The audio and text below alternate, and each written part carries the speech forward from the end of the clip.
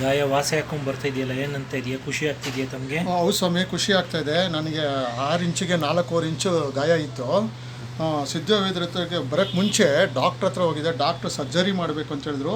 ಆಮೇಲೆ ಡಾಕ್ಟ್ರು ನನ್ನ ಗಾಯ ವಾಸನೆ ನೋಡ್ಬಿಟ್ಟು 10ಕ್ಕೆ ಸೇರಿಸ್ತಾ ಇಲ್ಲ, ದೂರ ನಿಂತ್ಕೊಳ್ಳಿ ಅಂತ ಹೇಳೋರು. ಆಮೇಲೆ ಯಾವ ಕಾರಣಕ್ಕೂ ನಾವು ಇದಕ್ಕೆ ಡ್ರೆಸ್ಸಿಂಗ್ ಮಾಡಲ್ಲ ಅಂತ ಹೇಳಿದ್ರು. ಸಿದ್ಧವೈದ್ಯರ ಹತ್ರ ಬಂದಮೇಲೆ ನಾನು ಸಿದ್ಧವೈದ್ಯರ ಹತ್ರ ಬಂದಿದ್ಮೇಲೆ ಇದೆಲ್ಲ ಏನಾಗಲ್ಲ ಬನ್ನಿ ನಿಮ್ಗೆ ಯಾಕೆ ಅಂತ ಹೇಳ್ಬಿಟ್ಟು ಮಾಡಿದ್ರು. ಆಮೇಲೆ ಯಾವ ಕಾರಣಕ್ಕೂ ನಾನು ಎದುರ್ಕೊಂಡು ಬಂದು ಮಾಡ್ಕೊಂಡ್ಮೇಲೆ ಇದು 6 ಇಂಚು 4.25 ಇಂಚು ಇದು ನೋಡಿ ಗಾಯ ವಾಸಿಯಾಗಿದೆ. ಯಾವ ಕಾರಣಕ್ಕೂ ನೀವು ಎದುರ್ಕೊಬಿಡಿ. ಎಷ್ಟೇ ದೊಡ್ಡ ಗಾಯ ಇರಲಿ, ಎಷ್ಟೇ ಚಿಕ್ಕ ಗಾಯ ಇರಲಿ, ಅವ್ರು ಎಂಥ ಗಾಯ ಇದ್ದರೂ ವಾಸಿ ಮಾಡೋ ಶಕ್ತಿ ಅವರಲ್ಲಿದೆ. ಆಮೇಲೆ ಆ ಸಿದ್ಧವೈದ್ಯರು ತುಂಬ ಅತ್ಯುತ್ತಮವಾಗಿ ತನ್ನ ಈ ವೈದ್ಯನ ನಿರ್ವಹಿಸ್ತಾರೆ. ಇದರಲ್ಲಿ ನನಗೆ ಪೂರ್ಣವಾದ ನಂಬಿಕೆ ಇದೆ.